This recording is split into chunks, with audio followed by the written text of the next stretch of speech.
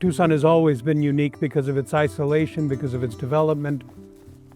If you listen closely, you can still hear a very alive and beating Sonoran heart in Tucson.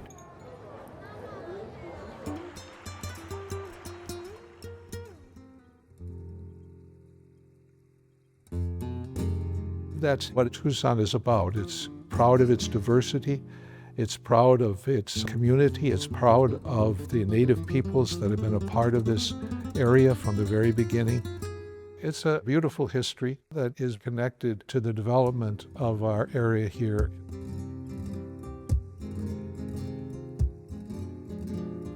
In 1775, Lieutenant Colonel Hugo O'Connor, who was an Irishman who had joined the Spanish Army, he came out here and he was in charge of the internal provinces of New Spain, which included this area here, and he made the decision to move the fort from Tubac up to Tucson.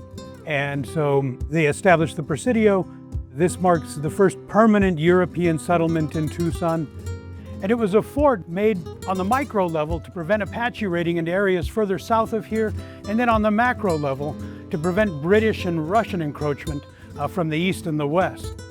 We're standing today in the museum that is a recreation of the northeast corner of that fort that for 80 years was home to the Spanish and Mexican populations of Tucson. It would have been a pretty regimented life, dictated by the needs of the community and by the Presidio. Probably a very tight-knit community, being that they all lived within 11 acres of each other. At its peak, over 500 people lived here inside the walls of the Presidio. I say if your family's been here more than 125 years, we're related. And that comes from those families that were originally here in the Presidio. And the city really was born out of that.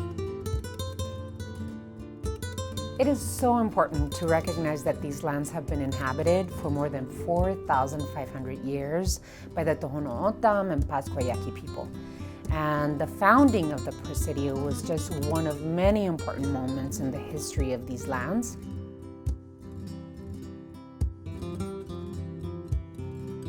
It was in 1775 that the Presidio started, so we are celebrating this year the 250th anniversary of the founding of our city.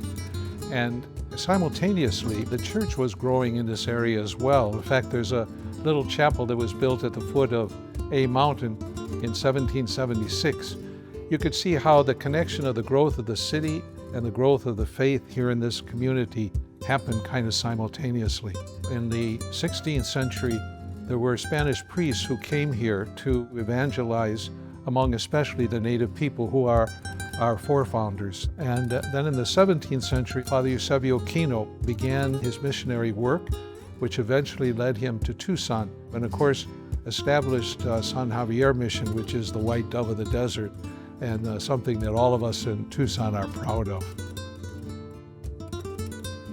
And one of the wonderful things about Tucson is that it has always been very multicultural. I mean, you have the O'odham here in the Walk Village, but you also have the Yaqui. Also, you have the Mexican, Spanish mix, and a variety of other cultures that have been here. So that's the uniqueness of Tucson itself, but it's very interesting to see how it dovetailed. I mean, that's the sharing of information, the sharing of culture, and many entered the church. Many became Christian. Information should be shared, and its purpose is to proclaim truth, goodness, and ultimately create community. While we commemorate the 250 plus of the establishment of the Presidio San Agustín del Tucsón, we also lift up the plus. Indigenous people and multicultural communities have stewarded and shaped this region for millennia and continue to make Tucson the unique place we know and love. Personally, it brings me an immense sense of pride knowing that there is so much arts, history, and culture here.